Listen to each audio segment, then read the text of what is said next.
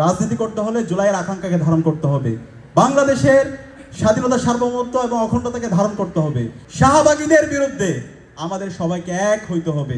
আজকের দিনটা একটু বিশেষ স্পেশাল, কারণ স্পেশাল হলো আগামীকাল খুনি হাসিনার রায় হবে এবং সেই রায়ের আগে হচ্ছে পহেলা আগ্রহায়ণ। আজকে ঢাকা বিশ্ববিদ্যালয়ের চারুকলায় আমরা আদি নববর্ষ পালন করছি।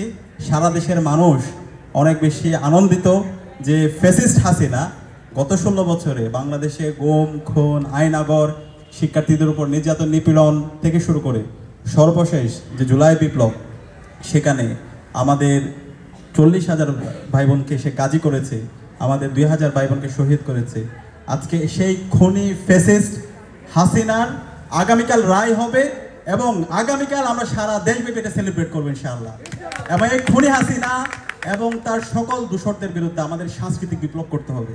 এই সকল গল্পগুলো আমাদের শিল্প সংস্কৃতি চর্চার মাধ্যমে আমাদের পরবর্তী প্রজন্মের কাছে আমাদের নিয়ে আসা দরকার। এবং এই মুজিববাদের যে কালো ছোঁয়া, এটাকে এই সমাজ থেকে সমূল উৎপাদন করার লড়াই সংগ্রাম আমাদেরকে দিতে হবে।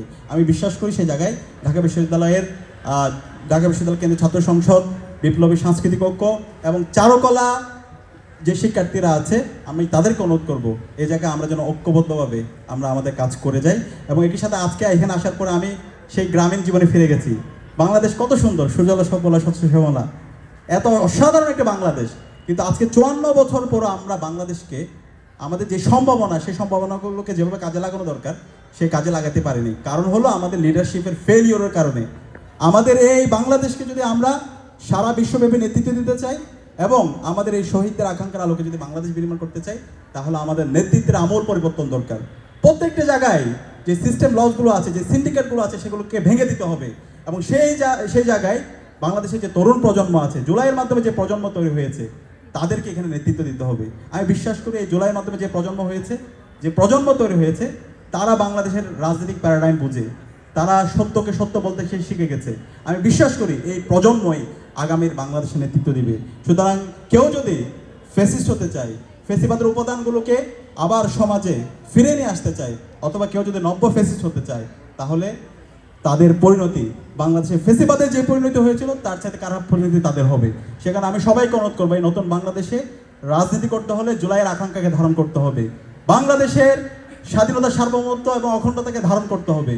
এবং এই খুনি হাসিনা এবং তার সকল দূষর কালচারাল ফেসিসদের বিরুদ্ধে, শাহবাগীদের বিরুদ্ধে আমাদের সবাইকে এক হইতে হবে। বাংলাদেশে যারা দিল্লির বয়ান কায়েম করতে চায়, বাংলাদেশে যারা বাকশাল কায়েম করতে চায়, যারা এই খুনি হাসিনার যারা সিম্পেথি তৈরি করতে চায়, তাদের প্রতি আমাদের কোনো সহানুভূতি হবে না। তাদেরকে সমূলে উৎপাদন করা, তাদেরকে নির্মূল করা হচ্ছে আমাদের রাজনীতি। এটা হচ্ছে বাংলাদেশ প্রতি রাজনীতি।